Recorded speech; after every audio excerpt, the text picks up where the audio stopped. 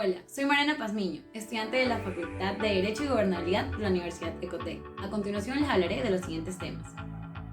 Derecho clásico, derecho posclásico, derecho de Justiniano y derecho occidental. Empezaremos con el derecho clásico. Se extiende desde el primer emperador romano, Augusto, en el año 27 a.C. Se sabe que esta fue la etapa histórica de mayor esplendor en materia jurídica, hasta el último emperador de la dinastía Severa. Este fue Alejandro Severo en el año 235 después de Cristo. Con la muerte de Severo comenzó la época señalada por la historia como crisis del siglo III. En la época clásica, los jurisconsultos romanos llevaron la ciencia del derecho a su apogeo.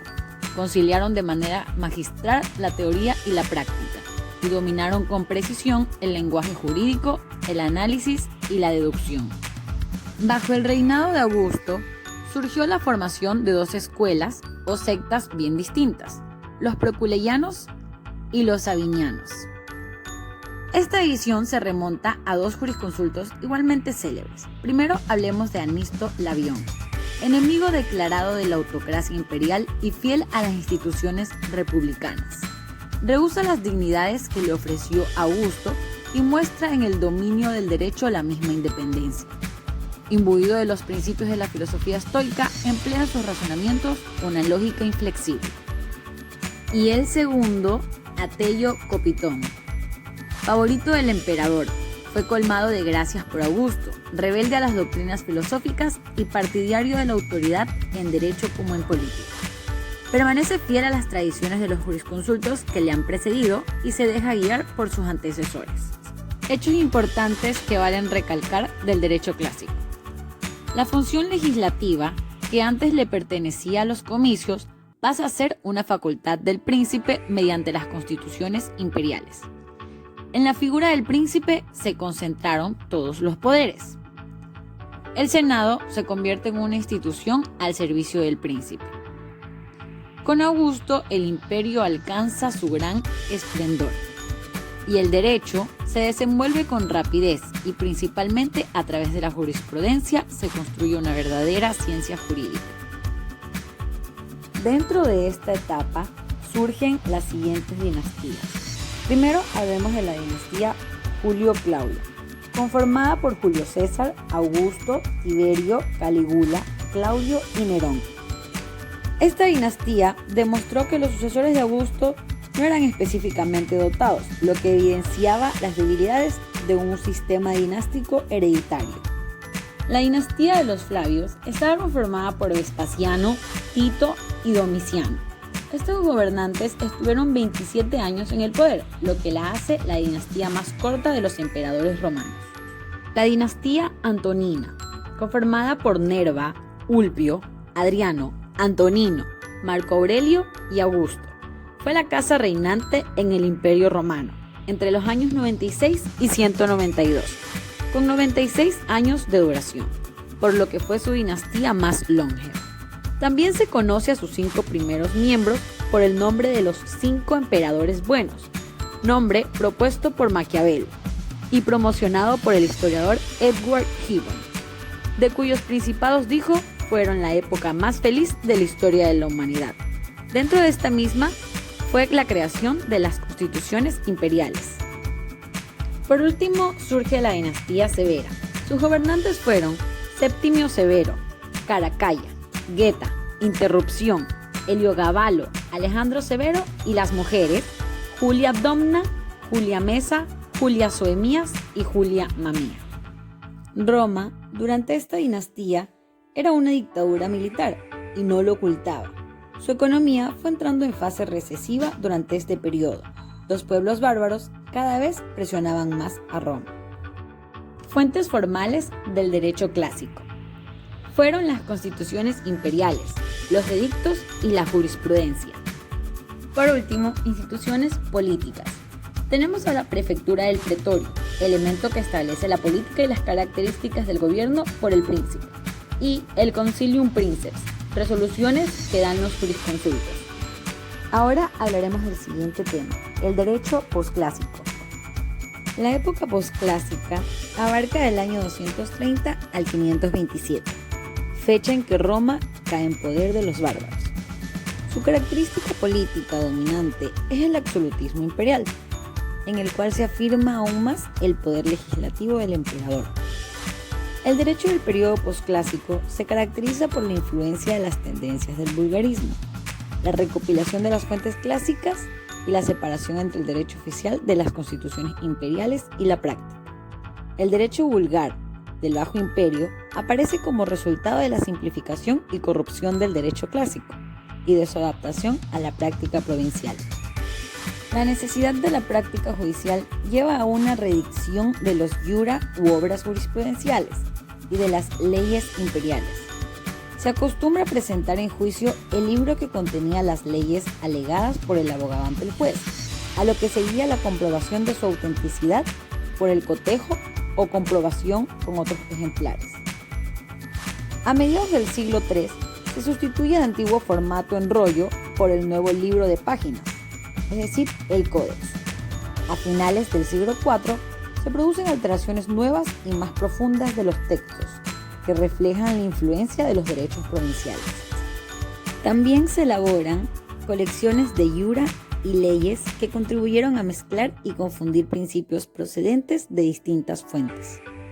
La augura más importante de esta época es el emperador, de ahí el nombre de imperio. Es dueño de todo y Dios, ya que su poder arranca de una investidura divina y se ejerce sobre todo y todos. En esta época destacan dos emperadores.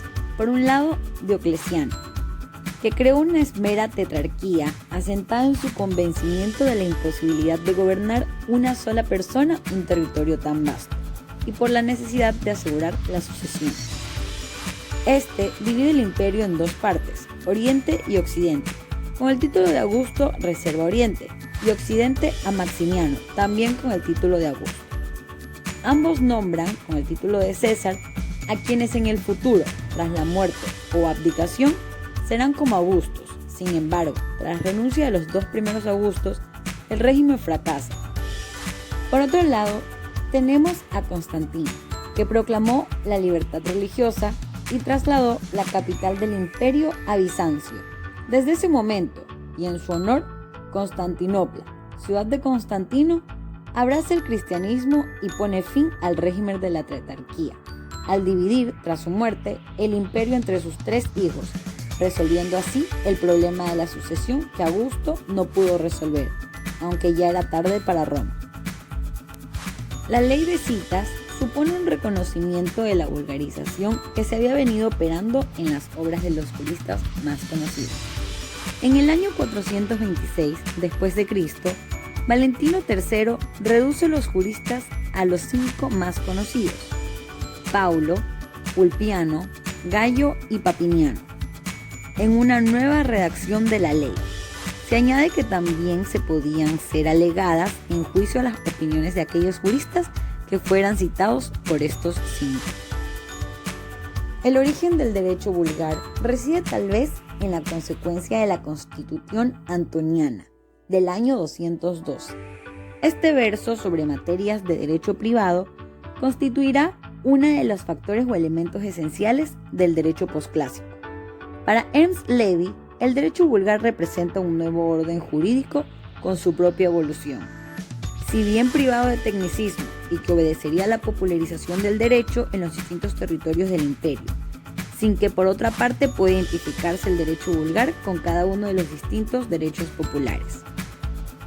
Las dos primeras colecciones de leyes, llamadas códices, por la forma del libro en que venían y no en el sentido moderno de código como cuerpo general y completo de normas, serían realizadas por particulares en la época de Diocleciano. Son las siguientes. Primero, Codex Gregorianus, redactado en Oriente en el 292 después de Cristo.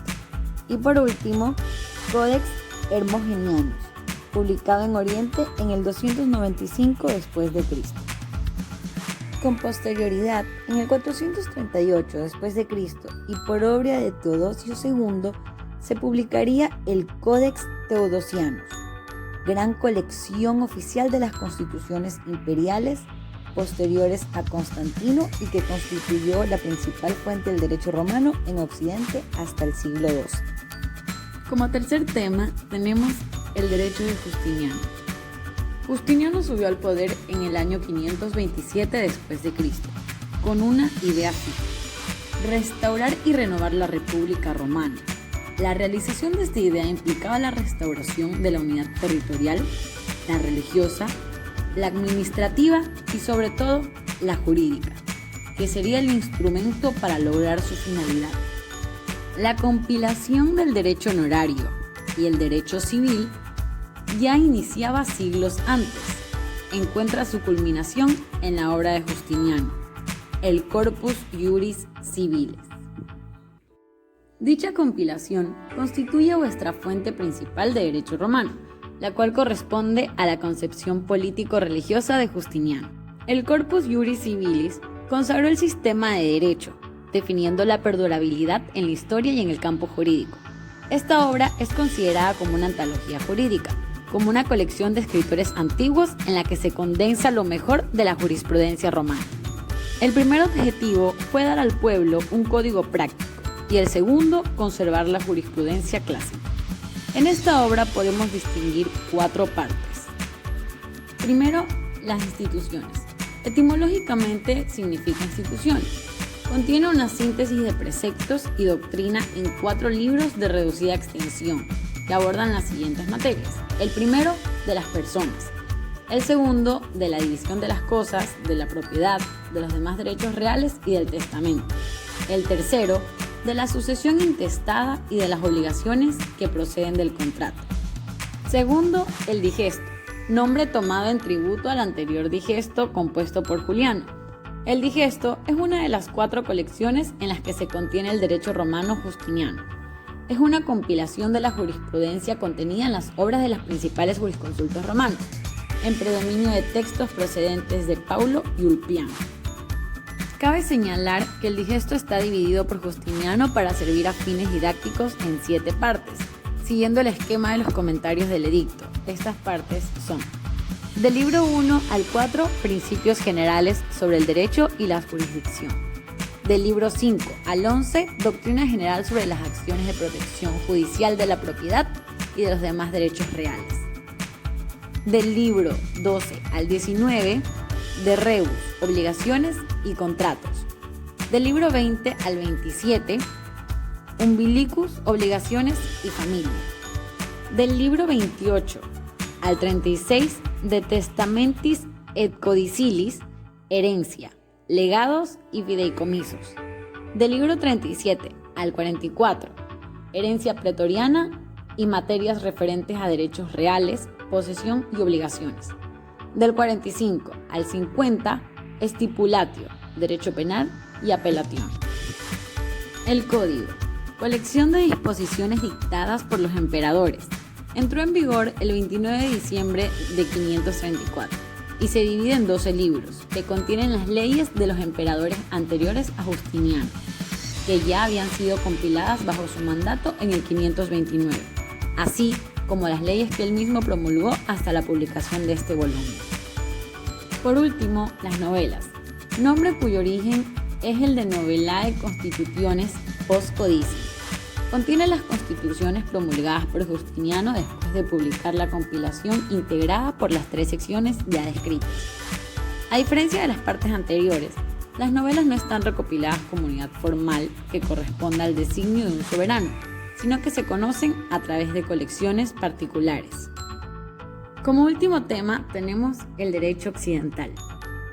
En el año 395 después de Cristo, cuando ya era evidente el declive del Imperio Romano, el emperador Teodicio decidió repartir el vasto territorio que gobernaba entre sus 2 hijos.